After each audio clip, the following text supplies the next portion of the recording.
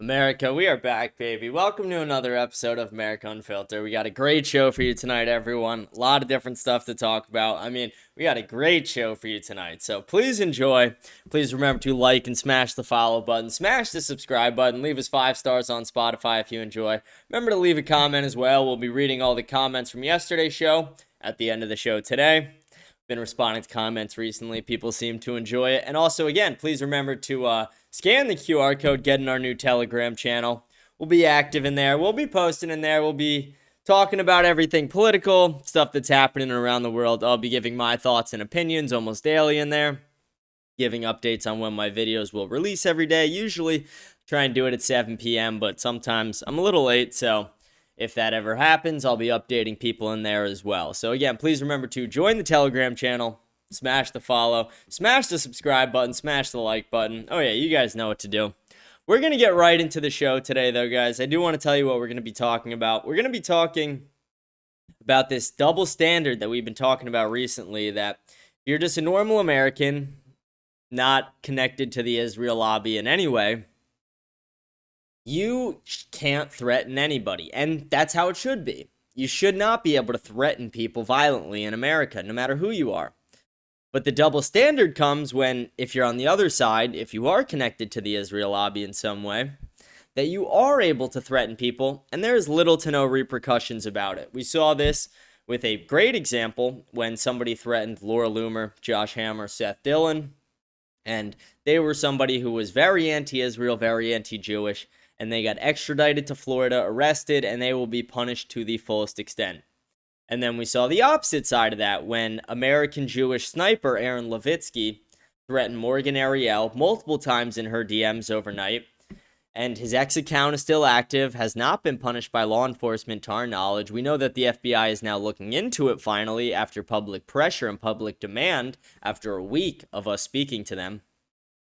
But there really hasn't been much new information about that. And then a new thing has now popped up where Josh Hammer is now calling for the death of Tucker Carlson and Nick Fuentes. This comes after their bombshell interview. This was a long-awaited collaboration for Nick Fuentes and for the Groypers. It is something we're very excited about. Nick is not only breaking back into the mainstream, but he is the new mainstream. All the mainstream conservatives who have any relevancy and any credibility left are all adopting his talking points because he has been the one speaking the truth since the beginning for the last 10 years. And people are just starting to catch up. So we're going to be talking about that today. We'll be talking about Josh Hammer, the reactions to Josh Hammer threatening Tucker Carlson and Nick Fuentes' lives. He says he didn't do it. He says that was not his intention. But it is very clear what his true intentions were and that he knew he would be able to get away with it because of the precedent that was set just last week. So we're going to talk a lot about that today. I also want to talk about some new breaking information regarding Israel.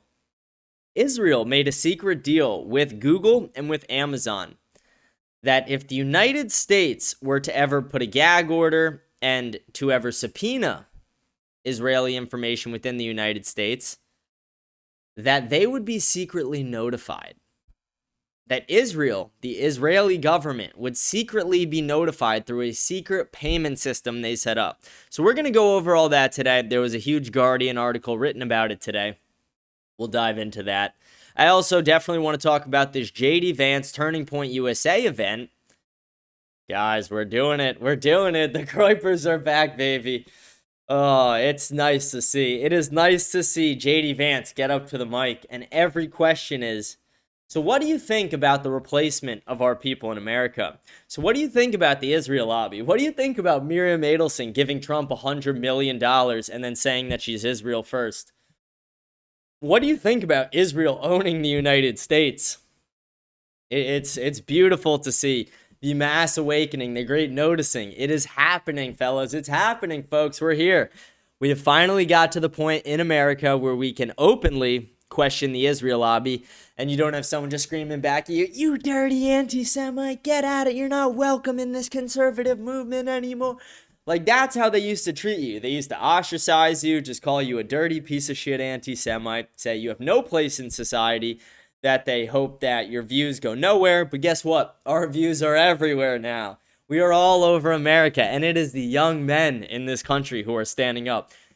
The young men in this country have divorced the Republican establishment. And fuck no, they're not Democrats now. No shot are they Democrats. No, what they are America First patriots. They are groypers now. They are full-blown groypers. Literally, the majority of the young men in this country are aligning with the conservative movement, what they call the far-right movement. But I don't even consider it that far right. I just consider it very common sense. America First patriot. We are Americans. We want to put America over every other country. We want to put American citizens over every other country's citizens. We don't want foreign countries or foreign lobbyists to lobby our politicians. We don't want foreign countries to be able to fund pedophiles who then turn around and use that as blackmail against our politicians to get favorability in their country. We don't want our country to fight endless wars for another. We don't want to be losing in trade deficits. We don't want the mass migration and mass replacement of our society, and we are a Christian nation. But somehow that makes you an extremist if you just say those very common sense things. Somehow, the media turned that over time. But now, guess what? It's turning back, folks. It's turning back. We're back. America, we are so fucking back, baby. Let's go. Let's celebrate. It's a time to celebrate. Beyond that, today, I just want to show some clips of Matt Walsh, Ben Shapiro, Andrew Klavan. That shit really pissed me off. You guys will see what it is if you guys haven't seen the clips yet. But we're going to talk about all that today. It's going to be a fun show. Going to be a great show. Hope you guys enjoy. Again, please remember to like and smash the follow button. Leave a comment. Let me know what you think of the show. We'll be responding to comments at the end of the show. And join the Telegram channel, guys. Again, I just started it. We really don't have many people in there. But I'm going to still keep posting anyway. I'm going to still keep it going. Remember to just scan this code right here. You'll be in the Telegram channel. But we're going to go right into the show tonight, guys. We're going to go right in. So let me get our big screen pulled up here. There we go. Here's our first post I wanted to show you guys. Jewish commentator Josh Hammer calls for Tucker Carlson to be killed after Carlson interviewed Nick Fuentes. The Fox is now comfortably ensourced in the henhouse. And unless the Fox is neutralized, the victim could be the entire extant GOP coalition itself. What does neutralized mean? Does it mean, you neutralize the situation, you neutralize the suspect. You killed them. You put them down. He wants Tucker and Nick to be put down. He had no problem writing this out in an article. Want to know why? Because he would celebrate if they died. Josh Hammer would throw a secret fucking party if they died. Josh Hammer, the same person who said Europeans have anti-Semitism just in their DNA, that were born that way, thinks that these people should die. The guy who celebrates when babies and women get killed, unarmed babies and women, obviously, get killed. This guy is... He wants to be a moral leader. He wants to be a voice in the media. No, you are a genocidal maniac. You are a fucking freak. It's like that Anna Kasparian clip. No, you're a fucking freak. You're a fucking freak. Local baddie, Anna. Oh, yeah, that's our sweetheart. I saw Nick talking about her last night. It's the only time you're going to have to disagree with Nick, because that's...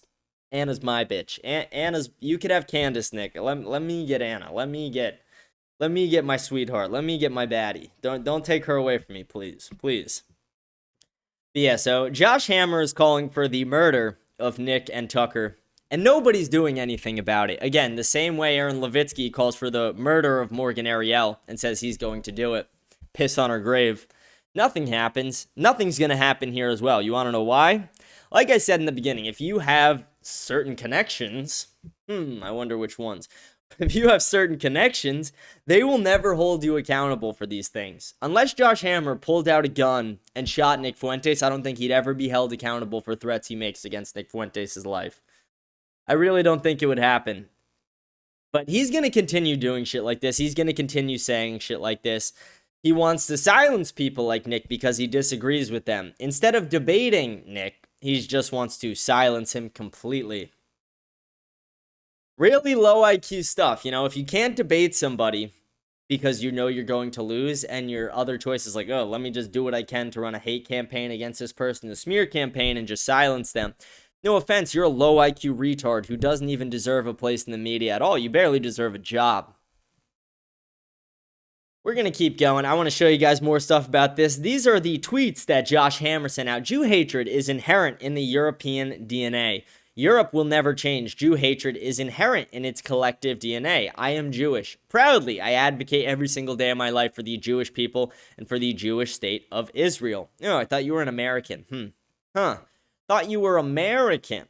No. You're just an Israeli spy plant. You're a Hezbollah bullshit campaign artist. You're a fucking liar.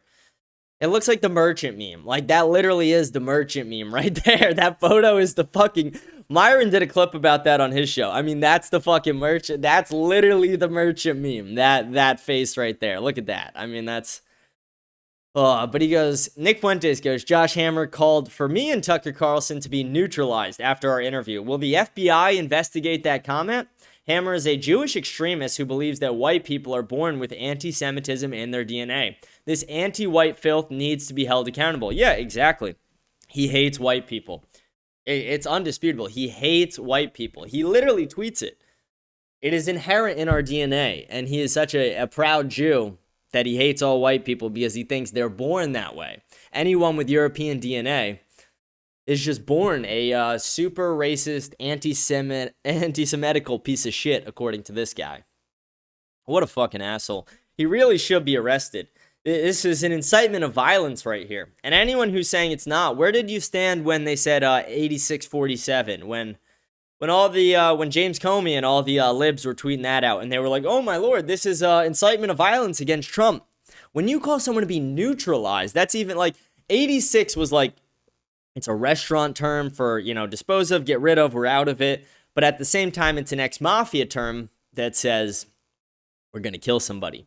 And I'm someone who, even at that point, I was in between. I was like, I don't know if his intention directly was to incite violence. Maybe he was just ignorant to the fact of what it meant, because he is an older guy.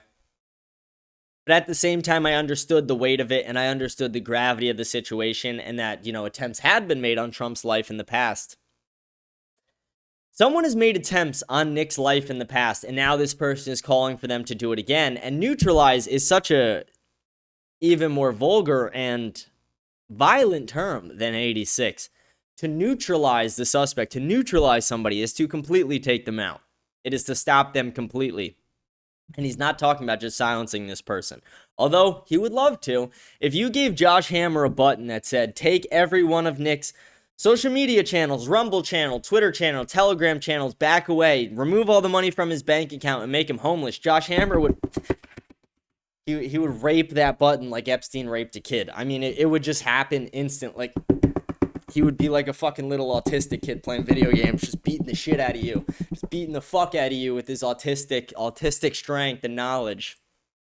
Literally, Josh Hammer is just a deranged sack of shit. And no, there should be no violence against Josh Hammer. Anyone who thinks me calling him a deranged sack of shit is like, the same thing as what he's saying. No, it's saying that he is a violent Jewish extremist. He wants Europeans to be dead. He wants people like me and Nick Fuentes and Tucker Carlson and Myron Gaines.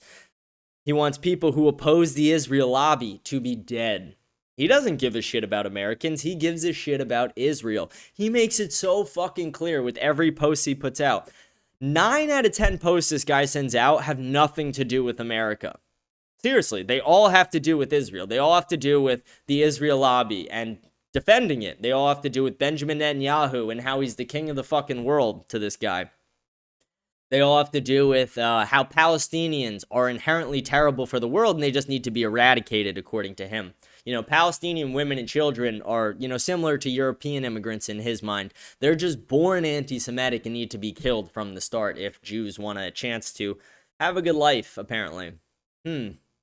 I wonder if this guy's the extremist or if we're all the extremists. I wonder. We're the ones who are calling for peace. We're the ones denouncing the violence. He's the one celebrating it. He's the one who, when babies were getting murdered, was celebrating it on his videos and on X and on his website and on every social media platform. The same as Randy Fine, the same as Laura Loomer, the same as Seth Dillon, who literally wrote Babylon Bee articles about women and children getting fucking murdered. But no, we're all just born anti-Semitic, so we deserve it, right? Apparently we just deserve it. I should have thought of that a long time ago. I should have just realized that I was, when I was born 26 years ago, I was born an anti-Semite, and I should be punished for that, right? That's what he wants. Again, if he had the button in front of him to silence all of us, he would spam the shit out of it. he would be spamming the fuck out of that button. We're gonna keep moving on though. We got a good amount to show you guys. But yeah, here's what he did, and this is kind of funny because he crops out the third answer, and the third answer is to kill. The third answer is to kill, the third definition, but he only posted the first two very, very purposefully. But to neutralize is to kill somebody, essentially. He goes, one has to be truly stupid or willfully disingenuous, or both as the case may be, to think that neutralize here means anything other than its most common usages. Quit lying. Again, he's the one who's lying because the full screenshot shows someone else posted. I wish, yeah, here we go. Why was this cropped out? A way of saying kill or destroy, especially in a covert or military operation. Yep. There you go. Here we go. Here's the full screenshot that he left out on purpose. I wonder why that is. Is it because he is a dishonest extremist who only gives a shit about himself, who wants violence to act? Like, again, if Tucker Carlson got assassinated tomorrow, if Nick Fuentes got assassinated tomorrow, this guy would literally start popping champagne on his show. He would bring a confetti cannon out, just confetti everywhere. He would be celebrating. He'd be dancing. He would, let's see if I got these on hand. Yeah, he would break out the old juggling balls. He would go, ooh, he would throw a fucking party over it. This guy is an asshole. This guy literally does not give a shit about our lives or us living. He just only cares about the state of Israel. Dave Smith goes, hey, Josh Hammer, Daily Mail, what the hell do you mean when you write that Tucker Carlson must be neutralized? Seems like a pretty reckless thing to say in the wake of the biggest political assassination of our lifetime, which is the topic of the piece. And also, who the fuck is Josh to decide who ought to be neutralized? Josh has not been elected to anything and has zero popular support. Millions of people love Tucker. Josh is known for being friends with Charlie and getting smoked in a debate with me twice. Boom, roasted. Oh, Jews don't like that joke. Sorry, guys. I wasn't thinking about it when I said it. I wasn't thinking about it when I said it. I don't clip it, guys. Stop. It wasn't purposeful. But yeah. Josh Hammer has no fucking support at all. Josh Hammer went to the Turning Point USA event, the Student Action Summit in Tampa, and he debated he debated Dave Smith, who is a comedian. A comedian dated a political commentator, and he got fucking wrecked by the comedian. You want to know why? Because he's defending a indefensible position. He is saying that it's not a genocide. He is saying that we should keep sending money to Israel. And then you had like Shabbos Kestenbaum in the front row, like, go Josh Hammer. And then everybody else is like, what the fuck are you two retards doing? It's just Shabbos and Josh Hammer celebrating this. And then everyone else is literally just like, Dave is fucking killing this guy. Dave is beating the shit out of him. Dave is literally beating the fuck out of this guy. Yeah, Dave rolled over him in that debate. I'll show some highlights. Tomorrow we'll do that. We'll have our casual Friday show tomorrow. We'll show some highlights from that. We'll have a fun show tomorrow. But yeah, in the wake of the biggest political assassination in our lifetime for Gen Z, Charlie Kirk was our JFK in a lot of ways. He would have been the president one day. And again, I don't agree with Charlie on some of his takes. I do agree with him on a lot of things, but I don't agree with him on everything for sure. And one of the biggest disagreements was on the Israel lobby. Although it seemed that Charlie Kirk was turning the corner on that towards the end of his life. I mean, just a few days before he was killed, he literally said Jewish donors play right into the stereotypes. And then Candace leaked that message, and Josh Hammer's reaction to that was, we're going to sue her. You write the stereotypes for us. Josh, the merchant's gonna sue Candace. Oy vey. Like, he writes the fucking jokes for us, guys. And sometimes they can't stop themselves. Sometimes these Jewish extremists cannot stop themselves. Yeah, we've had someone shoot at Trump. We had someone kill Charlie. And this guy thinks it's a good idea to say we should be neutralizing Tucker and Nick. No, we should not be neutralizing them. We should be supporting them. And we should be getting you off the fucking air and in jail for threats of violence against someone in the most violent political climate we've experienced in our lifetimes. Literally, people in Trump's administration are moving from their houses onto military bases. This isn't even a joke. They are moving themselves and their families onto military bases because of the rise in political violence and out of fear that the cartels or people will try and kill them. We live in a society right now where every major political figure is amping up their security because they are afraid of dying by the violent left. And very few people are scared of the right now because after Charlie Kirk got shot, we prayed. We didn't go loot. We didn't go rob. We didn't go burn down our own cities like BLM did when a drug addict who beat the shit out of a pregnant woman killed himself with a fentanyl overdose, and they blamed it on a white cop who's now in jail, being tortured in jail, which that itself is so fucked up. That's a story for a different day, though. You guys all know what I'm talking about with Derek Chauvin.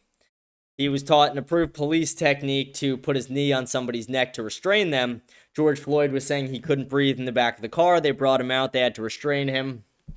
And he overdosed on fentanyl in real time. The autopsy report showed this. They completely ignored the autopsy report. And there was political pressure from the president at the time to convict this individual. And then I remember everyone posting their little black squares on Instagram. Really? Come on, you guys are pussies for that. Whoever posted a black square, just know you're a pussy. Just know you're a pussy. We're going to go out here.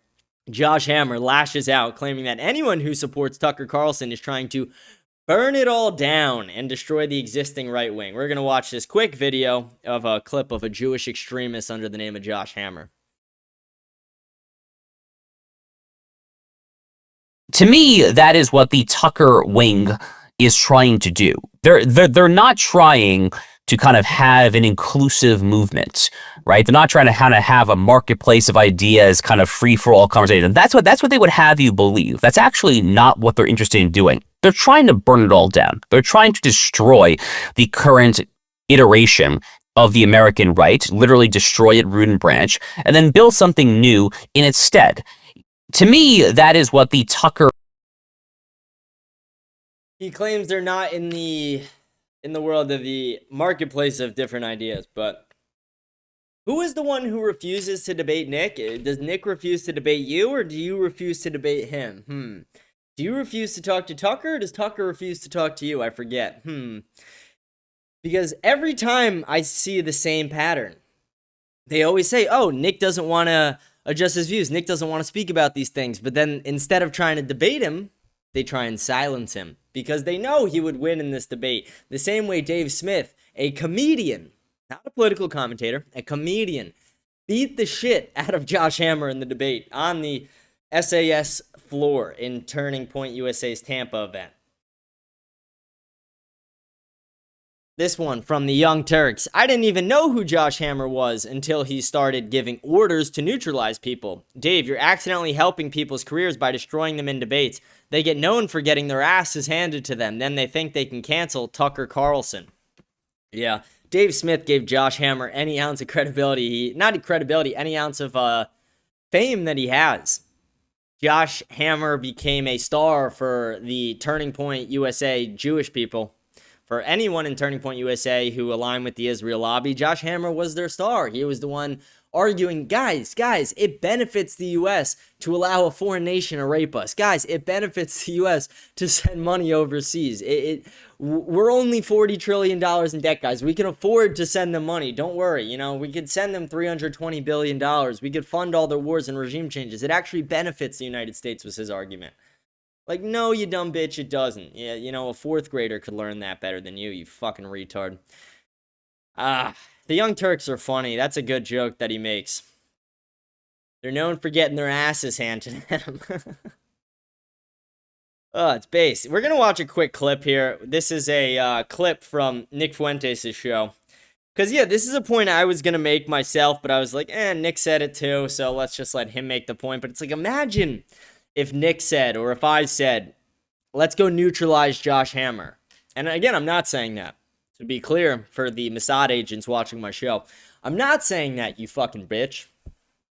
But I'm saying, imagine if we did. The FBI would be knocking on my fucking door right now. Literally, they'd be knocking on the door as 30 seconds after I said it, they'd be like, we detected thoughts of anti-Semitism. We're here to arrest you and deport you to Israel and rape and kill you. We're here to bomb your house. That's literally what it would be like. It wouldn't go over well. We would get arrested instantly. We would be charged and tried. But no.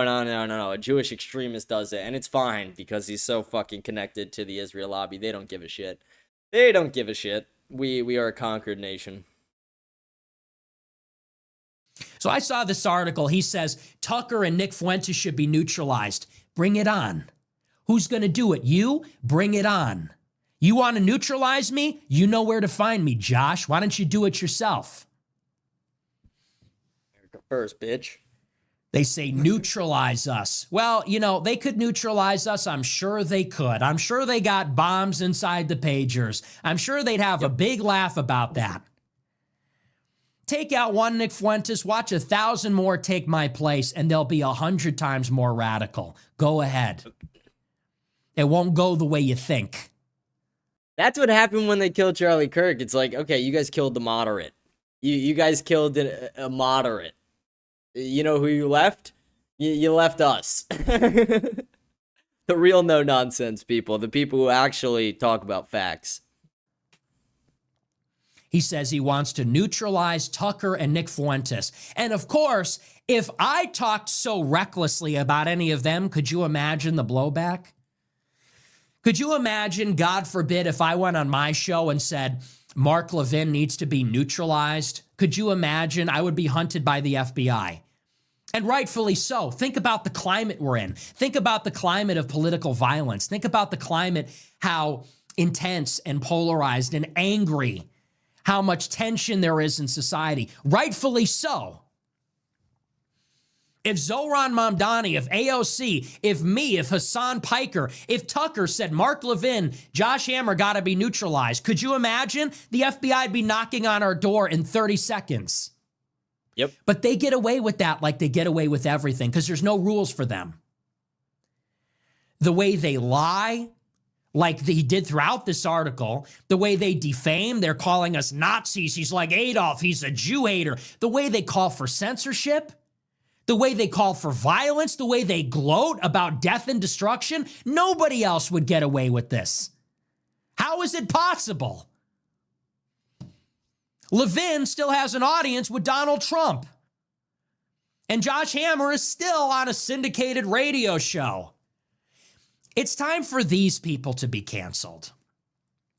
And by that I mean, when is the pressure going to come for Salem Radio? Cancel your Salem Radio subscriptions. There needs to be a public pressure campaign. You can't go around saying we're neutralizing people and keep your book deal, keep your radio show. It's time for cancel culture to go in the other direction and for people to say, you know what? We're done with this shit. We're not putting up with that. You want to have a difference of opinion? That's fine. Honest to God. If you want to go out there and say, I support Israel, that's your God-given right, just like it's mine to say we shouldn't support Israel. Yep.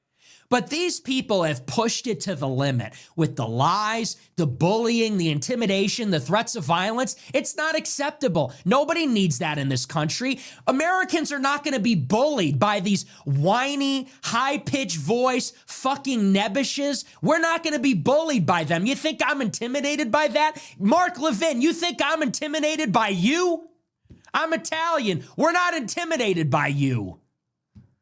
I'm American. We're not intimidated by that. He gets on his show. He gets on the microphone. Big tough guy behind the microphone. You're an old man. We are done being bullied. We don't give a fuck anymore.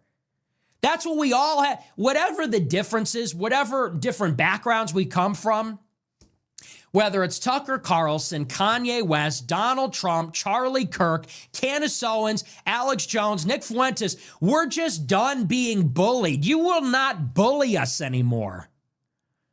Do we look afraid? Do we look intimidated? We will not be bullied anymore by these people. It's enough, and nobody has the balls to just say it that way.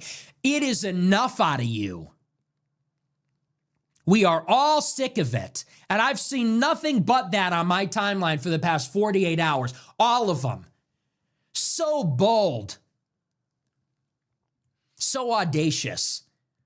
That's the only language they speak. Clavin, Hammer, Levin, Joe Lonsdale, Sean McGuire, Loomer, Shapiro. I mean, every single one of them. Josh Hammer. That's the only language they know, is to get on their show, beat their chest. He's a Nazi. He's a Jew hater. I can't believe this is happening. Well, believe it. You don't run this anymore. You are not in control anymore. It's over. It's been over. It's just a matter of time for things to see themselves through. So you can bitch and moan. Your reign is over, and you know that. So anyway. Oh, what a clip. What a clip. Yeah, he made, again, I kind of repeated some of the points he made, but it's like, if we said those things, if I was like, hey guys, it is time to neutralize this person. We got to neutralize this person. They're saying this, this person is celebrating dead babies. We got to neutralize them. If I said that, I would immediately be arrested, tried. They'd probably try and denaturalize me, even though I was born here. Just wouldn't go over well. But again, a Jewish extremist says it, and they're like, oh, can I give you some shekels for your trouble? That's the current state of what we live in. Let me close out some tabs real quick, and we're going to get onto this Guardian article. This is crazy. Revealed, Israel demanded Google and Amazon use secret wink to sidestep legal orders. When Google and Amazon negotiated a major $1.2 billion cloud computing deal in 2021, their customer, the Israeli government, had an unusual demand. Agreed to use a secret code as part of an arrangement that would become known as the winking mechanism. The demand, which would require Google and Amazon to effectively sidestep legal obligations in countries around the world, was born out of Israel's concerns that data it moves into the global corporations' cloud platforms could end up in the hands of foreign law enforcement authorities. Like other big tech companies, Google and Amazon's cloud businesses routinely comply with requests from police, prosecutors, security services to hand over customers' data to assist investigations. This process is often cloaked in secrecy. The companies are frequently gagged from alerting the affected customer their information has been turned over. This is either because the law enforcement agency has the power to demand this, or a court has ordered them to stay silent.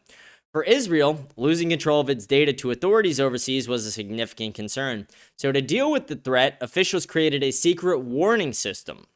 The companies must send signals hidden in payments to the Israeli government, tipping it off when it has disclosed Israeli data to foreign courts or investigators. And this includes the United States. So if the United States was to subpoena any information about Israel from these companies, Israel would be secretly notified, even if there was a gag order to not notify them.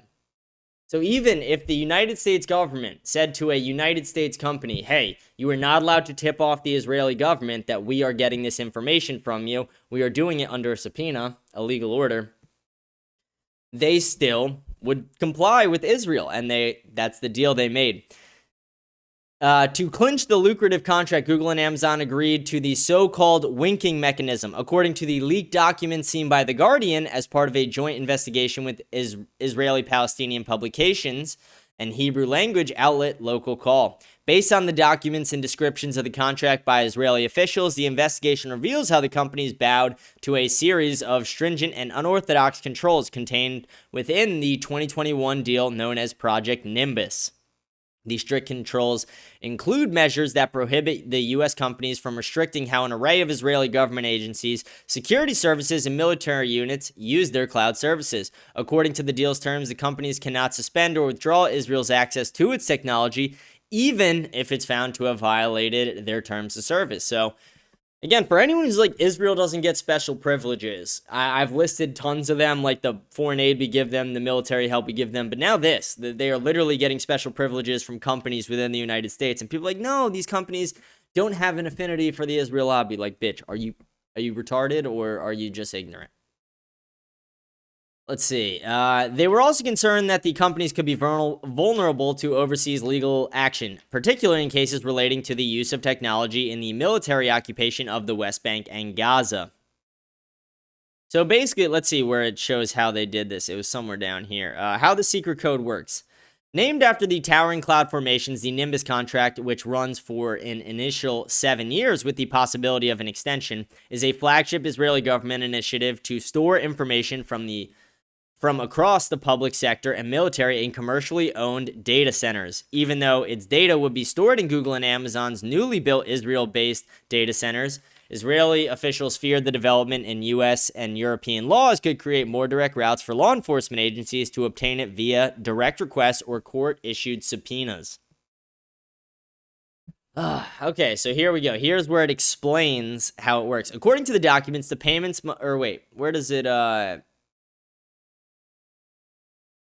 Yeah, according to the documents, the payments must be made within 24 hours of the information being transferred and correspond to the telephone dialing code of the foreign country, amounting to sums between 1,000 and 999,000 shekels.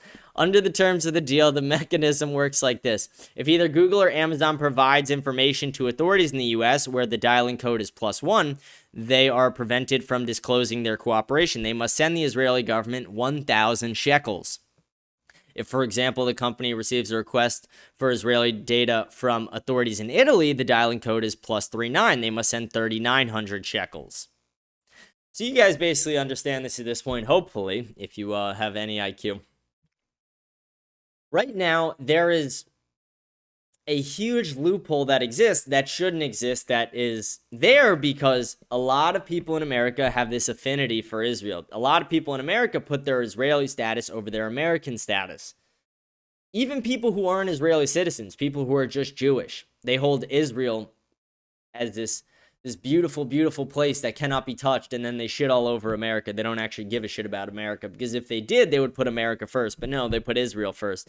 And saying that if the United States wanted to subpoena something that Israel was doing that was illegal or violating United States law, that Israel would be tipped off before and the United States wouldn't know about it? Does it seem like we're controlled and we're being manipulated, propagandized? Does it seem like we're being fucking raped? Because that's how it feels to me. I feel raped. I feel like a rape victim right now. I mean, this might be worse. No, people aren't gonna like that joke. I'm sorry about that, guys. Some people aren't gonna like that joke. But I feel like a rape victim. I feel like I'm being raped. I didn't consent to Israel to raping our country, but for some reason they're able to do it.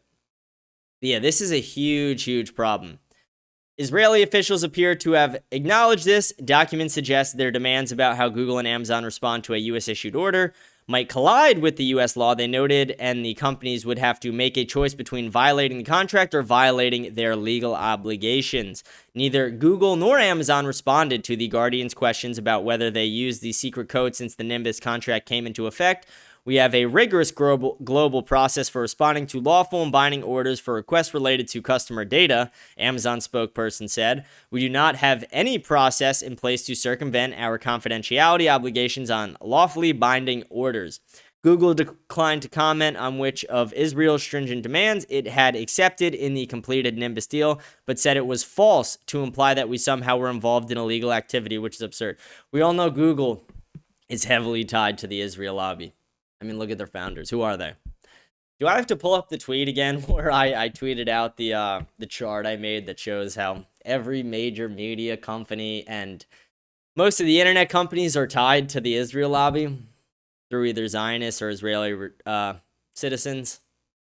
Israeli officials also feared a scenario in which its access to the cloud provider's technology could be blocked or restricted. In particular, officials worried that activists and rights groups could place pressure on Google or Amazon or see court orders in several European countries to force them to terminate or limit their business with Israel if their technology were linked to human rights violations. Yeah, which it has been. Israel has been committing human rights violations. They literally are killing women, children, and journalists. Literally, when Bibi Netanyahu got up at the UN, 50 fucking countries walked out. That doesn't happen to people who are liked, you know? They get applauses when they get up there. They don't get, mass exodus.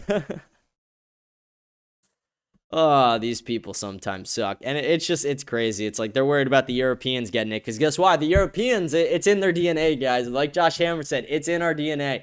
If you're an Italian, if you're born European, if you're born with European DNA at all, you are just inherently a douchebag anti-Semite, according to Josh Hammer.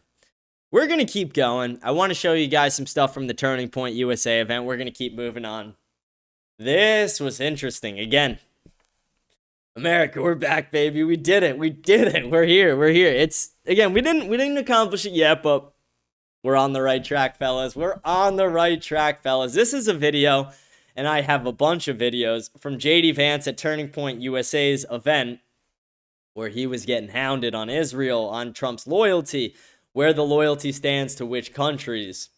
Take a listen. I'm a Christian man, and I'm just confused why that there's this notion that we might have owe Israel something, or that they're our greatest ally, or that we have to support this multi-hundred-billion-dollar foreign aid package to Israel to cover this, to quote Charlie Kirk, ethnic cleansing in Gaza. I'm just confused why this idea has come around, considering the fact that not only does their religion not agree with ours, but also openly supports the prosecution of ours. Yeah, Yep. so... Give that applause. Fellas, we're back.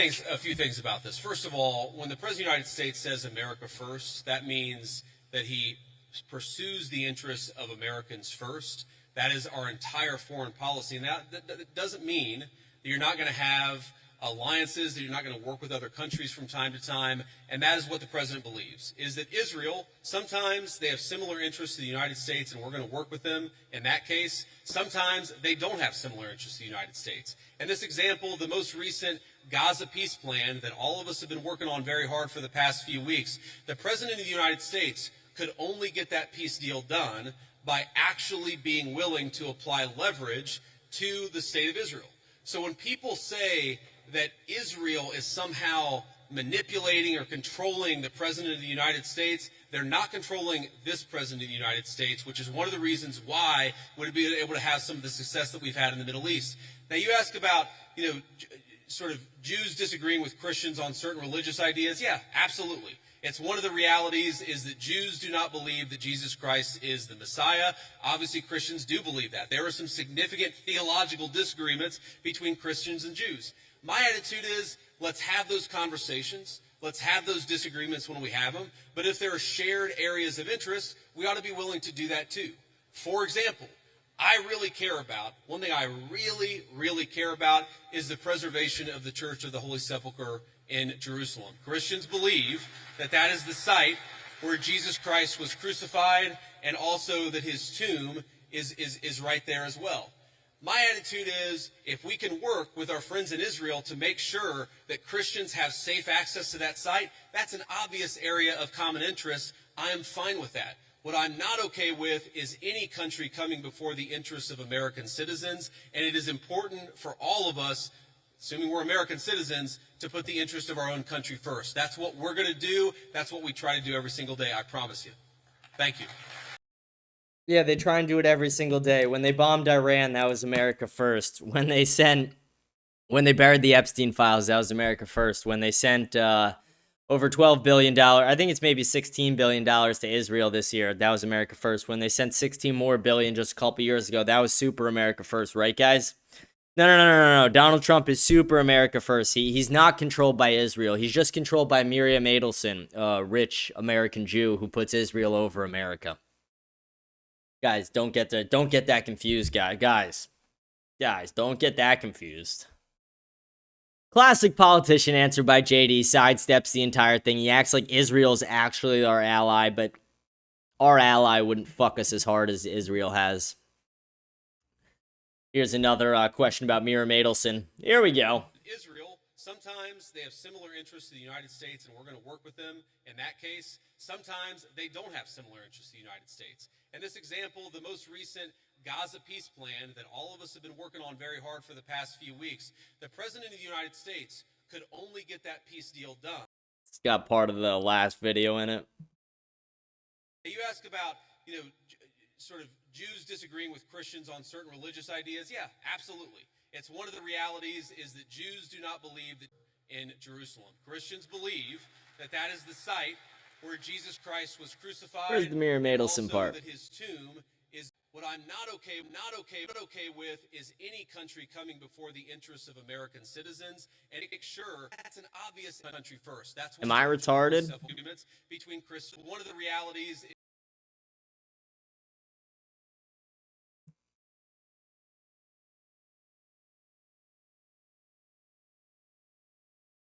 Am I retarded? Sometimes they have similar interests to the Maybe I'm a little retarded. Maybe that was just a duplicate clip. Let's see. I got let's see, where is it? Yeah, this one right here. I guess I had a couple duplicate clips there lined up. Sorry about that, guys. Sorry about that. All right, let's hear. Here we go. Here's the next one. This one's about Palantir. I thought there was a specific Miriam Adelson clip in there, but either I'm retarded or I missed it completely. 50-50. Hello, Vice President Vance. How you doing? Good. I have a question. Do you condone large private corporations such as Palantir hoarding data caches on U.S. citizens? No, I don't condone it. And here's the thing. So I get asked about Palantir a lot because there's this internet meme out there that somehow I am super in bed with Palantir. And here's the thing that I'd say about this. Palantir is a private company. They sometimes do a useful service, and sometimes they're going to do things that we don't like. You should be demanding that your representatives do two things when it comes to Palantir or when it comes to any other technology company. Number one, protecting your data. What's going on with artificial intelligence is going to mean that there are massive inducements to steal your data, to harvest it, and to use it against you to sell digital advertisements. That is not what I believe in, and I've been fighting against it, whether it's Palantir or any other technology company, literally before I ran for office. When I ran for office, I was criticized by Republicans in my Republican Senate primary because I was talking then about Google and Facebook harvesting our data. It's unacceptable. I don't care who does it. I don't want them to do it. Number two, and this is also very important, what's going on with artificial intelligence, we got to be worried about large-scale surveillance. Okay? Everything. When you asked about Palantir, do you know that every time you make a credit card transaction, the credit card companies are collecting data on how you spend your money? Do you know that every time you linger over a link on the internet for more than a half second? I want you guys to notice that he is evading the Palantir question for the most part because he is involved with Palantir because Peter Thiel, he's Peter Thiel's fucking puppet. You guys can look up the connection between Peter Thiel and JD Vance. I've talked about it a ton on this show. Like a lot. Nick talks about it a lot too. And who is involved with Palantir? Peter Thiel. Peter Thiel. And he is Peter Thiel's puppet. The only reason he's in politics is because Peter Thiel placed him there. It's not even JD Vance. It's JD Bowman. And then he changed it to JD Hamill. And then now it's JD Vance. You can't trust the guy who changes his name 3 fucking times. You can't, it's crazy. But yeah, he's evading the question because he is guilty in it, because the Trump administration did make a deal with Palantir. And Palantir, as of, October 1st or October 7th? Somewhere in that first week of October, they made a deal, or they had the deal already, but they officially started making a profile on every single American. So right now, Palantir has a profile on you, on me, on all of us. And what is Palantir? It's an Israeli spy firm. It's nothing more. It's an Israeli spy firm. Another way for Israel to spy on Americans, and they're doing it through the Trump administration's good grace. They're allowing them to do it. And who is Trump's VP? Vance. The search engines are collecting data on you so that they can sell you advertisements. One of the biggest questions for American policy over the next 10 years is how to ensure that you are a sovereign citizen. And you cannot be a sovereign citizen if any private corporation or any government can steal something from you that belongs to you. Yes, sir. Thank you. Thank you. So yeah, he just said it, guys. We're not private citizens. We are not at all, because our data is being stolen. It's been stolen since data has been around. You know, it's one of the most popular things. It's the social media companies buy out your data. The advertisers buy out your data. Palantir has a profile on you and me and all of us. Our data is not safe. And him acting like it is and that we have to try and protect it, dude, you're the fucking one who sold us out, you piece of shit. All right, here we go. Here's a, again, I'm not going to say I disagree with everything Vance says. This is kind of based. I understand. But the points of these clips is not to show like where we agree and disagree with Vance. The point of these clips is to show that groypers are fucking taking over. And even if the people don't consider themselves groypers, that people who align with America First, which that's basically a groyper, but maybe they don't call themselves that, but they are taking over, and they're taking over Turning Point. They're taking over young Republicans. The young men in this country are overwhelmingly on the right side. At the end of this today, I'm going to read you guys a private text conversation. I'm not going to say who it was with or anything like that to protect this person, but I was arguing with a liberal today, and they're like someone my age, and I just thought it was really funny. And I'm going to show you guys some of it, because it's just like, it just goes to show, like, the young men on the right, we are very knowledgeable about these subjects. We know what we're talking about. We have our facts. And the people on the left, who are the young men, which is very few of them, but there are some, they're just like, you're racist. You're an asshole. It's like, okay, but actually defeat my ideas. Don't just call me a racist, you dumbass. Like, it's crazy. Your view on illegal immigration is it should be a top priority, strengthening our southern borders and fighting the massive drug trafficking that's taken place while securing jobs for the working class Americans. Also, deporting every single person who's invaded our country illegally, which I 100% agree on. My question to you is, what is your view on legal immigration? Personally, Nice. I have a girlfriend who's studying in America off a visa. Our hope is eventually getting a green card. So what is your view on legal immigration? Should we reduce it? Also, what is your plan for a merit-based system? Yes, sir. Well, I appreciate the question. And look, my honest view is that right now, America, thanks in part to the Biden border invasion, but also thanks in part to a lot of bad immigration policy, right now, we have let in too many immigrants into the United States of America. That is just a fundamental reality. I understand your view on illegal immigration. He's pandering when he says these things because his wife's an immigrant. His wife's an immigrant. His kids aren't his color. You know, they don't look like him at all. He's pandering. I bet his wife got home and was like, JD, you said that today? JD, you're doing the dishes tonight. You said that? Oh, imagine that. That'd just be nagging.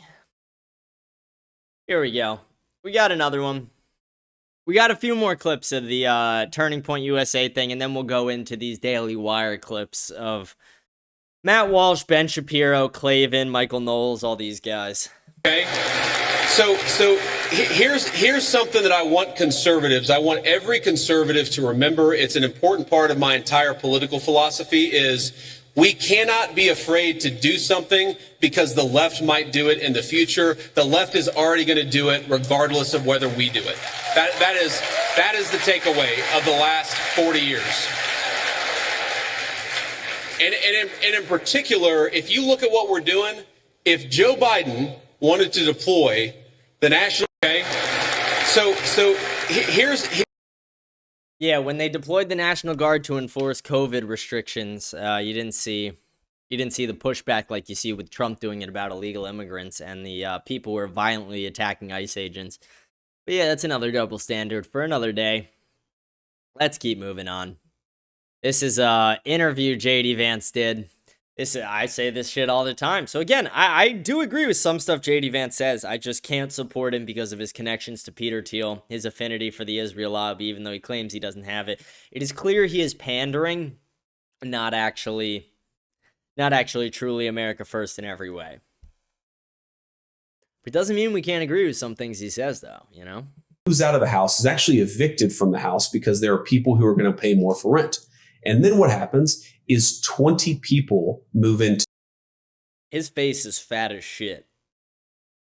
Sorry about that. Body shaming's back, though, baby. To a 3-bedroom house. 20 people from a totally different culture, totally different ways of interacting. Again, we can respect their dignity while also being angry at the Biden administration for letting that situation happen and recognizing that their next door neighbors are going to say, well, wait a second. What is going on here? I don't know these people. They don't speak the same language that I do. And because there are 20 in the house next door, it's a little bit rowdier than it was when there was just a family of 4, a family of 5. Oh, yeah. It is totally reasonable and acceptable for American citizens to look at their next door neighbors and say, I want to live next to people who I have something in common with. I don't want to live next to 4 families of strangers. And the fact that we had who's out of the house is actually evicted from the house. I remember when I used to live over in Naples, Florida. There is 2 classes of people in Naples, Florida. There is the ultra rich, very white, retired man and woman. And then there is the ultra poor migrant worker who doesn't even speak English. And when I lived in my first apartment in the area, I still don't have a ton of money, but when I lived there and I really didn't have money, I remember the people who lived next to me, it was an apartment with 3 bedrooms to my knowledge, 3 bedrooms in it, and it had, I think, 14 people in the house. When you are sleeping, and at between like 6 and 8 in the morning, you hear the front door and their front lanai open and close 14 fucking times because they're each going out of the house one by one.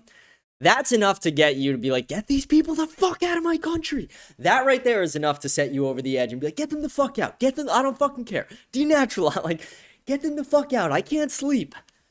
That right there is enough, but yeah, it is absurd. I mean, it's miserable to live next to people who don't even speak your language. It's literally like living in another country. And it's like, bitch, we live in America. Learn my fucking language or get the fuck out of my country. And I mean that. If you refuse to learn English, I sincerely want you to get the fuck out of my country. Get the fuck out today. Or learn English by next week, you know? 1 or 2 choices, you pick. Download Duolingo. Start your lessons now, bitch. Or get the fuck out. I cannot stand these people who refuse to learn English. It is the language of America. Here's another clip of JD Vance. And yes, my wife did not grow up Christian. I think it's fair to say that she grew up in a Hindu family, but not a particularly religious family in either direction. In fact, when I met my wife, we were both, I would consider myself an agnostic or an atheist, and that's what I think she would have considered herself as well. You know, everybody has to come to their own arrangement here. The way that we've come to our arrangement is she's my best friend. We talk to each other about this stuff. So we decided to raise our kids Christian. Our 2 oldest kids who go to school, they go to a Christian school. Our 8-year-old did his first communion about a year ago. That's the way that we have come to our arrangement. But, thank you. I mean, imagine if his kids went to a fucking, like, Diwali celebrating school. he would never be in the VP spot. My 8-year-old was also very proud of his first communion. Thank you, guys. I'll tell him that Ole Miss wishes him the best. But I think everybody has to have this own conversation when you're in a marriage. I mean, it's true for friends of mine who are in Protestant and Catholic marriages, friends of mine who are in, atheist and Christian marriages. You just got to talk to the only advice I can give is you just got to talk to the person that God has put you with, and you've got to make those decisions as a family unit. For us, it works out. I'm going to give you guys a quick lesson. If you're a Catholic, the Catholic belief is if you want to marry outside the Catholic faith, you have to get permission from within the Catholic Church to do that. I think it's from a bishop. I'm not 100% sure who within I think it's a bishop off the top of my head. But you're supposed to get permission. And you're also supposed to make a agreement between you two that the kids will be raised Catholic. That is part of the Catholic belief.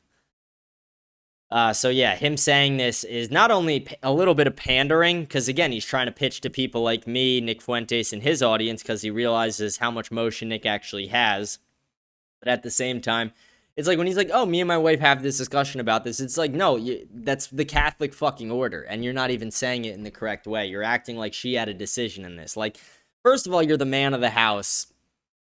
That should be the answer. That should be the only real answer. But since that wasn't an acceptable answer to him, and he didn't want to just lay his foot down like the man of the house should, he should be saying what I'm saying right now. Like, he should be saying on that stage, as Catholics, we believe this. We believe that you are supposed to and have to raise your kids Catholic if you are going to marry outside the Catholic religion. That is literally a massive part of it. Now, most Sundays, Usha will come with me to church. As I've told her and I've said publicly, and I'll say now in front of 10,000 of my closest friends, do I hope eventually that she is somehow moved by the same thing that I was moved in by church? Yeah, I honestly do wish that, because I believe in the Christian gospel, and I hope eventually my wife comes to see it the same way. But if she doesn't, then God says everybody has free will, and so that doesn't cause a problem for me. That's something you work out with your friends, with your family, with the person that you love. Catholics also believe if you're not Catholic, you're going to fucking hell. So, according to him, his wife, if she were to die tomorrow, would be going to hell, and he should do a lot more to get his wife into the Catholic Church. Less Diwali celebrations in the Oval Office, more Catholic Church sessions. More CCD for you, whatever her name is. Again, one of the most important Christian principles is that you respect free will. Usha's closer to the priests who baptized me than maybe I am. They talk about this stuff. My attitude is you figure this stuff out as a family, and you trust in God to have a plan, and you try to follow it as best as you can. And that's the end of the video there. Ooh, we got another one. Let's see. This is him talking about Thomas Massey. He got pressed on, why do you guys go against Thomas Massey so hard? And what he says here, I'm going to debunk it before we even play the clip. He says that Thomas Massey doesn't align with the Republicans, and a lot of times they need him. I personally, today, before I did the show, I looked at Thomas Massey's voting record. On about 90 to like 93% of the issues, he votes Republican on. So, complete and utter lie that he's about to tell. Independent, having your own opinions is one thing. Voting against the party on every single issue, you're eventually going to make too many enemies. And that is the problem that Thomas has had. It's not one issue. It's not three or four issues. It's that every time that we've needed Thomas for a vote, he has been completely unwilling to provide it. That is why the President of the United States has trained his ire on Thomas Massey. It's because we can never count on him for some of the most difficult votes. I wish that that weren't the case. I say that as somebody who's known Thomas well before I got into politics, but politics is politics, and when you always vote against the party, you can't expect the party to actually back you. Independent, yeah, he only votes against the party about 7 to 10% of the time. And recently, it's really only been about Israel and the Epstein topics. It's weird that the Republicans don't want to release the Epstein files, and the Democrats didn't want to release it until after Joe Biden was out and Bill Clinton's about to fucking die of old age. Let's keep going on. Yeah, this was funny. Classic Aiden W. Classic Aiden W. This is hilarious. When you watch this clip, just keep what Aiden says in mind. Really glad I got to see this. With the whole world bearing down on me as a young man, I thought to myself, I want a woman to tell me what I need to do to be a better man as well, while offering nothing in return. Women have tons of Christian handcuffs for how we're supposed to act, but they disappear when it's time to rein in the harpies and promiscuity in their ranks. Yeah, a lot of women in today's day and age act like sluts. It's a massive problem. Too many sluts, too many whores, too many women who dress scandalous, too many women who are one-issue voters, and that one issue is killing fucking babies. And yeah, the last thing we need in the world is just a woman being like, you need to do... No, bitch, shut up. If you're a woman and you're ever going to start a sentence with, you should, you need to... Just shut up. Shut the fuck up. Politely, shut up. That feminism has failed women. Second one, are you ready? Are you ready? Porn has weakened men. We can agree there. And you know, Charlie was so good at talking about this and so good at talking so courageously and sternly and clearly to the young men. Here's what we know about porn and why it is so detrimental, not only to men, although it disproportionately affects men. Porn objectifies women and children. It commercializes sex, which is a gift from God for a married couple between one man and one woman, and it glorifies violence.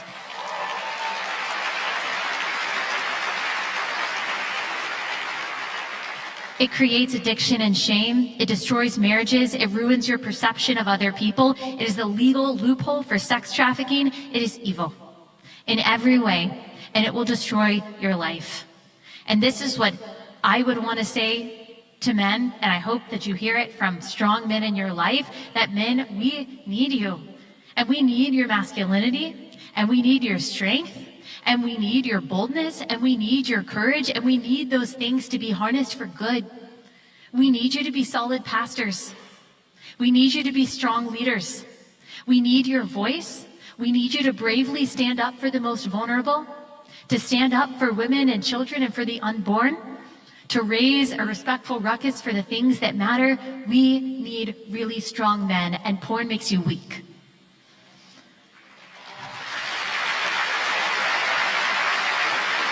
Again, I don't disagree with the anti-porn messaging. What I do disagree with is the fact that she's the one saying it. Like, get a man up there to say it to the young men.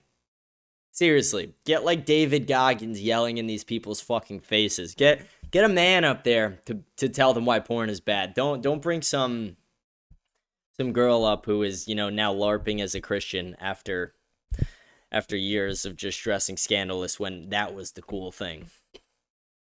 Again, another A&W, though. We're going to keep going. We're going to keep going on with the show. We're at the Daily Wire portion of the show now. If you want to watch these clips, I want to show you, I don't know, I thought this was, I didn't like this. I didn't like it at all. And you could see Matt Walsh is uncomfortable through the whole thing. It's like, Matt, again, like, blink if you need our help. We'll send the army. No, I'm kidding. I'm kidding. We're going to watch this clip, though. I've done a terrible job here with my Jew propaganda outfit, where apparently I hire and am involved in hiring only Catholics. You have the literally space only laborers. Catholics. Yeah. It's like Knowles and Walsh and Isabel and you, Matt. I don't know what's either it's an unstoppable force or I'm really bad at my job, and it could be both. I mean, it could be both of those things actually. You know when they say if you want to hide something from someone, do it right in plain sight? When he's like, I'm so bad at this Jewish propaganda, I'm only hiring Catholics. That's what you intended to do because you wanted to captivate the Catholic audience. You were doing it purposefully. That is exactly your intention, to have them push the Jewish propaganda for you. You literally do not let anybody in your company speak out against Israel. That is literally your entire plan. And again, he's trying to like play it off like it's a joke. But no, it's not a joke. That's literally what you're fucking doing. Here's another video. There's 2 more videos I want to show you guys. This one is of the panel, and then the last one is just of Clavin himself saying something that I thought was fucking ridiculous. And Nick talked about it last night as well, but I had to go over it too because it's just so fucking crazy. It could be both. I mean, it could be both of those things actually. Clavin, Well, you texted me and said that there are more Catholics at Daily Wire than at the Vatican, and I wasn't sure if you knew that may have been a dark joke about the Vatican or not, but it was a good one. I actually am impressed that the I want everyone to pay attention to Matt Walsh here. Just pay attention. He doesn't laugh at any of this shit. He keeps a straight face because he's like, what the fuck? Like, they're disrespecting my religion. I'm a real Catholic. And they are not, the other people. Michael Knowles, maybe, but again, he seems to go along with it. He loves that Daily Wire paycheck. He loves that dirty Israeli money. Catholics are actually getting nicer. I mean, He needs the shekels. I actually like Matt, which is as opposed to these guys, and it is getting to be. It's like the Vatican except for straight people. It's so it's really it's really exciting. There's the clip. I object on the record to that. It could be both. I mean, it could be I reject on the record to that. Exactly. Good job, Matt Walsh. I really hope that an offer that Nick threw out there was like, if there's a billionaire out there who wants to throw like $10 million for me, Matt Walsh, Michael Knowles, these guys start a real Catholic network, that would be fucking awesome. And I mean, Ben Shapiro has no fucking motion. I mean, Ben Shapiro as a solo artist in today's age would get shit on. Ben Shapiro back in the day might have been a powerhouse, but in today's day and age, he is nothing in the media. He's just a discreditable Israeli intelligence source. We're going to keep going. This video is fucking absurd. And when he's like, oh, I know people are going to hate this, it's like, yeah, you should have fucking just kept this one in your brain. You shouldn't have said this one, you fucking asshole. Holocaust was, and this will drive some of you crazy, but it's true. The Holocaust was the crucifixion on IMAX. It was for those who missed the point the first time that this is who we are. This is who people are, that we will take God. If you don't think that Jesus bled when little children were led into a gas chamber, you don't know who Jesus Christ is. I don't care what you say. I don't care how many times you tell me Christ is king. You do not understand what is going on. Trying to compare the Holocaust to the crucifixion, like it even compares. The crucifixion was so much worse than the Holocaust. Are you fucking kidding me? You guys killed God. You killed Jesus Christ in front of his mother, tortured him in the most brutal way. And you're comparing that to the Holocaust? It's so fucked up. Again, they don't actually give a shit about our religion at all. They don't care about Christians. They don't care about Catholics. They care about themselves. And again, it's not all of them. It's the ones in the media who have this affinity to Israel. We're going to get to the back half of our show. We only got a couple more topics to talk about before we get into our comments. Hope you guys are enjoying the show so far. I'm having a fun day. But stores nationwide are closing and boarding up ahead of anticipated food stamps riots due to government shutdown. I wonder which race loves to do that. Store runs and civil unrest are the predictable outcome of running out of food, yet no plan to mitigate this has been presented by the administration. Why? See, here's where I'm in between on this. I kind of want the ones who are willing to just go out and loot because they don't have food stamps to get arrested immediately. Like, I want all these stores to have a ton of cops in front of them, or like hidden, undercover cops in the stores, working at the stores for a day, whatever it is. Every major store across every major city that, has looting problems, big corporations, mainly grocery stores, Walmarts, Targets, etc. Because I want the people who are willing to act this way, I want them rooted out of society, and that's a good way to do it. It's not, that's where it gets in between for me, because I don't really want to incentivize them to go do that, and that's not a good, saying that someone's losing food stamps is the incentive to go steal, it just means you're a piece of shit. And it is like a, I don't know, if the government's if the government is purposely doing it so they can get those people arrested, I'm going to be honest, I support that. It's based. It's good that we get those violent animals and super predators off the street. Whoever they are, whatever the race they might be, or whatever, anything they might be. If you are willing to steal because you're losing your food stamps, guess what? To the gulag. Get the fuck to jail. Go to solitary, and you should never get out. And I don't feel bad saying that. I saw this, 90,000 non-citizens in the United States are now losing access to SNAP welfare benefits under Trump's new policies. 90,000 non-citizens in the U.S. are now losing access. 90,000 are on my tax dollars. Not even Americans are on my tax dollars. They are buying food, buying cigarettes. They are in their Section 8 houses. I fucking hate Emily Saves America. I don't hate anybody. I really dislike Emily Saves America, but she made a good point where she's like, black people talk about reparations, but we've been paying them for a long time. We give black people billions of dollars a year through our taxes, which is a form of reparations. And I'm not saying this whole number is just not, that's all black people. It's a lot of non-citizens, so it's going to be a lot of Hispanics, a lot of Middle Easterns, a lot of different places, Africa, a lot of South Americans. But yeah, it is very, I celebrate this. I want everybody who is abusing our welfare system to get the fuck off. I don't want my tax dollars funding you, especially when we don't have a hunger problem in America. We have an obesity problem. A lot of you people are fat as fuck, and I don't care about saying it. You guys need to eat a little less, work out a little more. If you are a little too fat, a little too big, if your face starts to look like JD Vance's or, you know, that big ass fucking torta who runs the Democrat Party, eat a little less, work out a little more, sweetheart, you know? Moment on the lips, forever on the hips. But seriously, we don't have a hunger problem. We have an obesity problem in this country. So yeah, I don't have a problem with that. Here's another person who should get the fuck out of our country, though. Omar Feta waves foreign flag, speaks a foreign language, pledges his loyalty to Somalia, a country that loves to rape Americans. Like, and I'm not saying that in the way when I use the joking way when I say Israel's raping America. I mean, Somalians literally rape Americans, pin them down, and sexually assault them.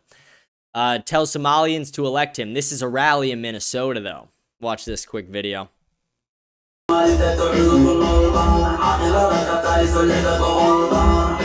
Assalamu alaikum. What the fuck is that heebie-jeebie bullshit?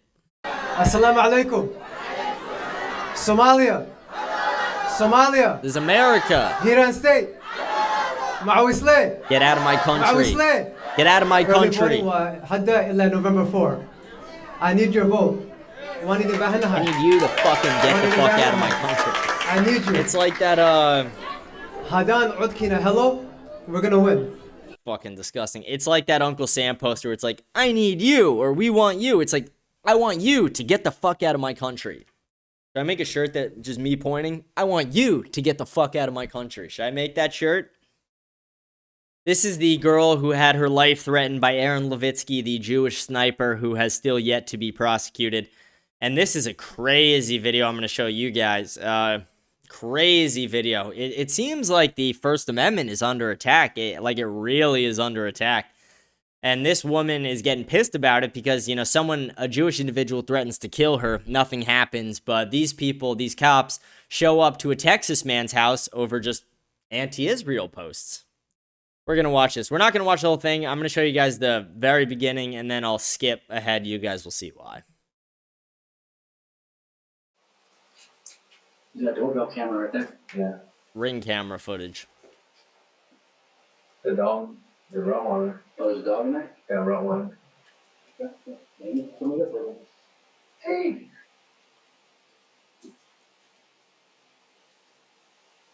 You'll see. He doesn't answer the door out there. He goes, they have a conversation on the side, and then this is his video of the conversation.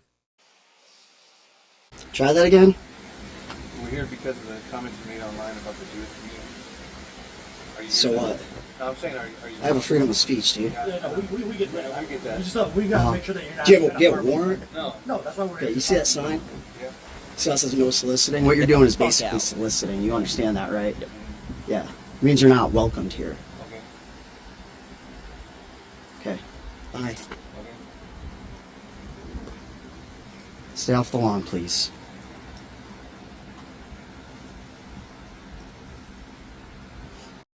Unless someone is directly threatening somebody else or threatening a group of people or making a legitimate, credible threat, like Josh Hammer did when he said we're going to neutralize Tucker and Nick, the cops should not be showing up at your door. And the cops showed up at this door for anti-Israel posts. They didn't specify what the posts were, and if they were violent, the cops most likely would have said that and wouldn't have left so fast. So, I mean, if something changes and I find out this guy made a violent post, I'll come back on the show and denounce it and retract the statements I'm making. It's not I'm going to retract the statements, but I will not defend somebody acting violently or saying violent things. But to my knowledge and to the research I've done, there has been no violent thing said by this person.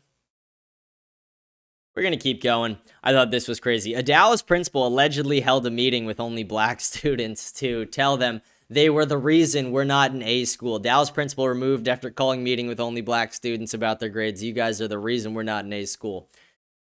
People are like, oh, that's racist. It's racist that she said that. But it's like, do I have to prove it to you guys? Give me a moment. Just give me a moment. Give me a moment. I'll prove it to you guys.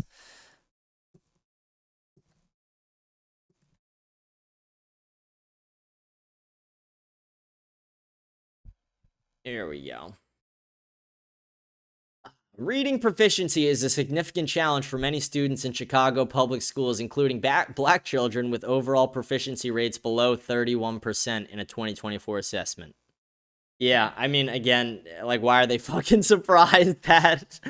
Why are they surprised that she's saying shit like that when the data shows that she's correct? They are like, she didn't pull in the special ed kids, she pulled in the black students, and she's like, you guys are fucking up. And they're like, oh, she's a racist. Bitch, she's black. She's black. She's calling out her own. It's like the same way when I call out white people. She's calling out her own. I respect it, honestly. This is the last thing I'm going to show you guys before we go on 2-hour comments for the day. It's been a fun show. Someone said, developing. This is from Timcast. Developing, FBI Director Kash Patel reportedly confronted counterterrorism chief Joe Kent after Kent reviewed FBI files to probe possible foreign ties to Charlie Kirk's assassination. Kent, a top aide to Tulsi Gabbard, believed foreign actors could have aided accused shooter Tyler Robinson. Patel argued Kent was overstepping and risking the FBI's ongoing case. I briefly reported on this yesterday, but yeah, it seems like there's a massive FBI cover-up going on, and if there's not, they're really... I don't know. We know the FBI has a long history of being not trustworthy. So for them to be doing things like this only adds to that. Really only adds to it. And they're like, I mean, we caught the guy. Did you, though? Did you? Are you sure you caught him? Are you sure? What I'm going to do tomorrow, I'm not going to show the full thing, but we're going to react to part of Ian Carroll's recent video where he shows these search terms. Very interesting stuff. Very interesting stuff. That's been the whole show. Hope you guys have enjoyed the show. We're going to move on to the comments part of the show. Hope you guys have enjoyed it so far. Again, please remember to like, smash the follow button, leave a comment, let me know what you think of the show. Rate the show 5 stars on Spotify. And remember to scan the Telegram link, get in the Telegram channel to be updated on everything America Unfiltered, America First, all that good stuff. Let's get our comments pulled up, though.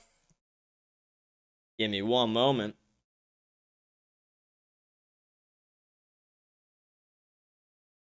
Someone goes, don't stress about the video pausing because I enjoyed the moments where you fixed it. And no, you're not saying Fuentes wrong, LOL. Yeah, someone said I was doing that.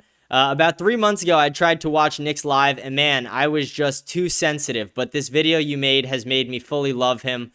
Not more than you. Chill. Great video, James. I can't wait until you make merch. Yeah, should I make that shirt I was saying earlier where it's like, I want you? I don't know. I feel like that would be funny. I feel like that would be funny. I don't know, though. I've thought of some merch ideas, but it's hard to compete with some of the stuff out there. You know, I love my America First hat more than anything I can make. I love the Nick. Like, I promote Nick's hats and shit for free because, A, I like Nick a lot. I like the America First movement, but it also just, I mean, I'm a fucking handsome motherfucker in this thing. Like, look. Objectively...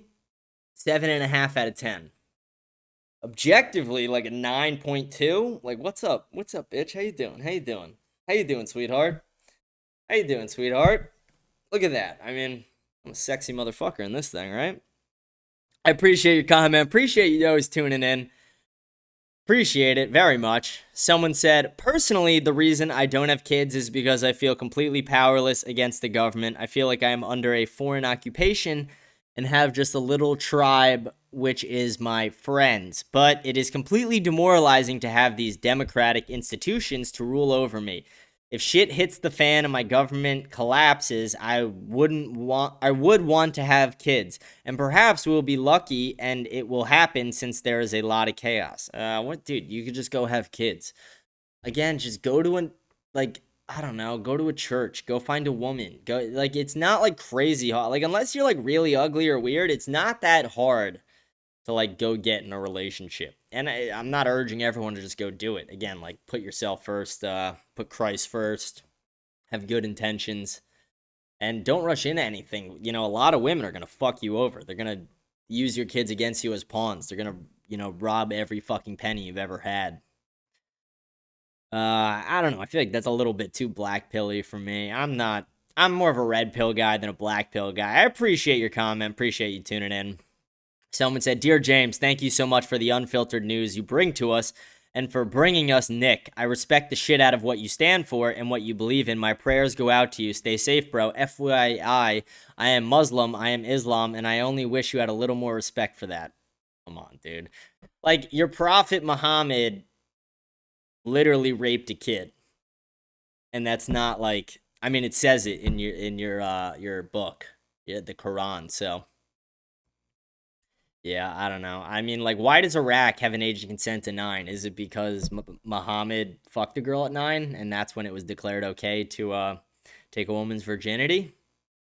Yeah, see, I don't fuck with that. I really don't. And for the most part, to be honest, you guys don't assimilate into American culture. And like, one of my biggest problems, it comes down to this: like, America should remain a majority white country, a majority Christian country, and this is kind of our fault, but Christians and white people don't have enough kids. They don't. There's not enough new white babies. The replacement rate is falling on that. Not enough Christian, although there is a lot of people pouring back to Christianity, but not enough. And Muslims have a lot of kids because Muslims have like 4 wives and they don't stop fucking. So yeah, I think if I was to really be like, yeah, Muslims are great because they also oppose the Israel lobby, it's like, okay, but you guys are also replacing us. Like, look at Dearborn. Here, give me a second. Let's just in case you're a new viewer and haven't been around for a while, let's show you Dearborn, Michigan. Let's show you Dearborn, Michigan. Like this right here. This is an American city. I don't want that. I don't. And if I'm curious, do you want that? Do you support this in America as a Muslim man? I doubt you're a Muslim woman, because if you're a Muslim woman, shut the fuck up, bitch. No, I'm kidding. You don't have the right to speak. No, I'm kidding. Maybe. But yeah, I don't fuck with that, if I'm being honest. You might be a nice guy. It's not, again, I view people on an individual basis. It's not like I just write every Muslim off, but I don't agree with what you guys believe. I don't agree with the beating your wives. I don't agree with the multiple wives, and I don't agree with raping the kids. That's where I'm like, not today, Satan. Let's see. Thank you for your comment, though. Appreciate you tuning in. Hope that didn't turn you off there. Maybe 50-50, right? It's either gonna happen or not happen. So let's see. Next comment. Someone said, "You took my comment yesterday on the pronunciation of Fuentes better than I expected." Yeah, I'm not an asshole. Some people say I am. I'm not, though. I just like fucking around. Someone said, "Totally ignored me calling you a Yankee, too. Anyways, it's all love and great show, brother. Keep up the hard work." Thank you. Yeah, again, like, dude, I'm a very easygoing guy. Just don't fuck over America. Don't be trying to replace us in America. Be Catholic. Support Christian and Catholic values. Support America first over everything. Don't counter-signal Nick Fuentes or the America First movement. Yeah, I mean, I don't ask a lot from people. If you're a woman, don't tell men what to do. You can give your input, but the man gets the final say in the house. I mean, that's the order of things. Let's see. I appreciate your comment. We're going to go on to the next one. Someone goes, "What's up with the kid?" Oh, that's from my old reaction I did, but he goes, "What's up with the kid in the bottom right of the screen? This video would be better without him in it." Yeah, you're a retard. They don't allow you to just upload a video of Nick, Andrew Tate, and Myron Gaines without a reaction to it. And if you want to watch the original, you could just be not retarded and go on Rumble and watch it yourself. But you're too fucking stupid to figure that out, so you go and comment like a retard. Shut up, pussy. Shut up, bitch. Let's see. Someone goes, "The way you talk about women, just asking, are you gay from misspelling retard? You must be a retarded woman. Shut up." Someone goes, "I've always had huge respect for people that can solve Rubik's Cubes." I was doing that yesterday on the show. Got it right here. Here, time this. Time this, guys. Time this. We're going to impress this guy. See, I dropped it, but I got it still. All the black squares, those are the green. I got a green screen going in the background here. All right. Ready, guys? If you want to just skip this part, feel free to skip it. I'm going to solve this really quick. Someone time it.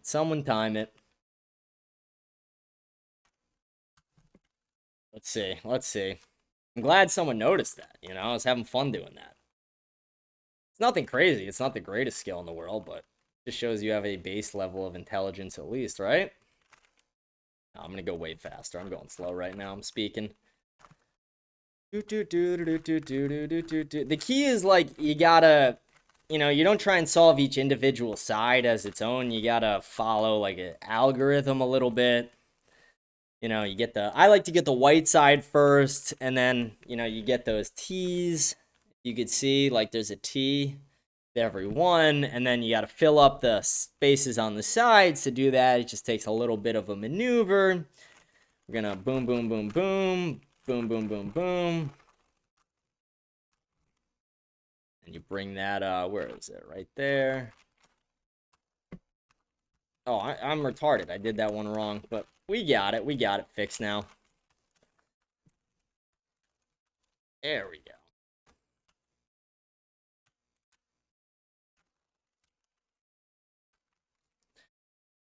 Let's see. We got to get that one over there.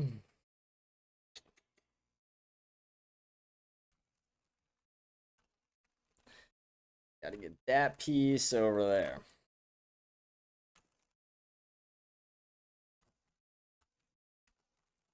See, and then you have that whole thing there. You still got the white side. Then you just got to get these and that's not crazy hard. You got to do a little spin there, a little action like that, a little spinny. You get the cross on top. And you want to try and align some colors here as much as you can. Yeah, when you get like two lined up like that, then you do a little, let's see, what do? You do a boom, boom. Did I fuck that up? Am I retarded? No, I didn't fuck it up. Let's see, we almost got it. Boom. And then you go boom, boom, boom, boom, boom, boom, boom. Let's see. Boom, boom, boom, boom, boom. Spin it back. Almost got it. We're almost there, folks. There we go. See, then you got the top piece lined up in every way. Then you have to get these corner pieces lined up.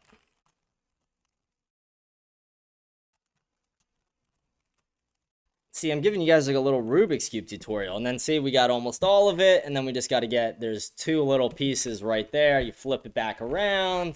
Hit this maneuver a couple times. Flip it around. Hit this maneuver 4 times. Oh, did I fuck it up somehow? Am I retarded? Maybe. Maybe. Yeah, I fucked that up. I'm retarded. I got it, though. I still got it locked. It's right here. We're here. We got it. Yeah, and that's how you do a Rubik's Cube. That's how you, not that that was a necessary tutorial. That was fairly unnecessary of me to do that, but I appreciated the comment, and I saw it once you said it, and I was like, let's do it just for shits. Yeah, hopefully you appreciated that. You said you could appreciate, you know, you respect someone who does a Rubik's Cube. Hopefully I earned your respect there. Someone goes, praying for Jamaica. Yep, we should all be praying for Jamaica. A lot of loss of life. I'll be doing a report on that tomorrow as well. I've been keeping updated there. Last comment we have on Spotify, and then we'll move over to our YouTube comment. Someone goes, I'm going to sound like a conspiracy theorist, but I'm almost certain they were cloud seeding before the hurricane by landfall in Jamaica. I don't know, maybe too much in the internet. Someone goes, Operation Popeye, and then someone responds, the government has had patents on weather control technology since the 60s. It's not at all conspiratorial to assume they patented that for a reason. It drives me nuts when pundits laugh off weather control. Am I supposed to be ashamed that they are too lazy to look into it? Yeah, I don't know for certain that it had to do with the Jamaica thing. I haven't looked into that, but I'll look into that before I do a report on it again on tomorrow's show. It's not the craziest thing I've heard. I just don't see the benefit for the United States. Like, are you saying it was who was cloud seeding? Like, the United States government was doing shit over there? Because, like, I don't see the benefit to the U.S. to fuck Jamaica up, because all that means is more refugees in America. And they just, I forgot to report on this today. We'll do it tomorrow. We'll do a story on it. But Donald Trump set a cap on refugees in America at 7,500, and he said they're going to be mainly white people. Based. Hey, we're pro-refugee, guys. Guys, we're pro-refugee on this show. We are pro-refugee. That's been all our Spotify comments, so let's go over to YouTube. Let's check out those comments over there. I really only think we had a couple. Let me check. Let's go check real quick. Let's see the comments we had. Someone said, you're acting too much like Nick. And then I said, that's just my normal personality. I get that a couple times because I will say I do lean on Nick for inspiration. One thing I love that he does is I say, smash the follow button. Like, I love it. Like, it just sounds better than, like, hit the follow button. Smash the fuck out of it. Like your Josh Hammer on that button I was talking about earlier. Just smash the fuck out of that thing, you know? But no, I don't think, like, again, I'm just myself. We're both Italian. We're both white guys. So it's like, you know, we both want America first. But he's way smarter than I am. He is, way more knowledgeable about a lot of these subjects. He's been red-pilled for 10 years. I've been red-pilled for 8 months. So I don't think I really try and act like him, but I do get what you're saying because I do lean on him for inspiration in some ways. And like, I don't know, people are like, oh, but your setup looks similar. It's like, bitch, I'm sitting behind a table and I'm in a suit. Like, is that, you know, then everyone's fucking show looks similar to his. Like, come on. Like, that's just, I'm not saying that's what you're saying, sweetheart, but then to my response, she goes, okay, good reporting. Just be yourself. I wish you the best. I will be watching. What are you, Mossad? You'll be watching? No, thank you for watching. Appreciate you tuning in. Hope you enjoy the show. But yeah, I mean, I think it's normal for people to lean on people they like for inspiration, but I do that with a lot of people, and I'm definitely like, I don't know, I feel like my show is a lot different than Nick's. I'm a lot more vulgar as well. I'm closer to Myron with my vulgarity sometimes. Like, I feel like I say shit that Nick doesn't say. And it's not even like my views are further. It's just like I curse a lot more in casual conversation and stuff like that. Yeah. So I don't always agree with those comments, but I do understand. Like, again, I'm a white kid, a white Italian pushing America first. So I get it. I get what you're saying. That's going to be the entire show. That's all the comments. Let me refresh the page one more time, double check. Yeah, that's everything. That's everything. I hope you guys enjoyed. Hope you guys had a fun time on the show. I had a fun time doing the show today. We're going to sign off. I hope you guys have a blessed day, a blessed night, and we'll see you guys tomorrow for our Friday Casual Friday stream. Thank you for joining in. Again, please remember to like and smash the follow button. Leave a comment. Let me know what you think of the show. We'll read them at the end of tomorrow's show. Get in the Telegram chat. Come on, guys. Let's get some people in the Telegram chat. Let's get this thing popping the fuck off. Hope you guys have a great night, though, and I will see you guys tomorrow. Thank you.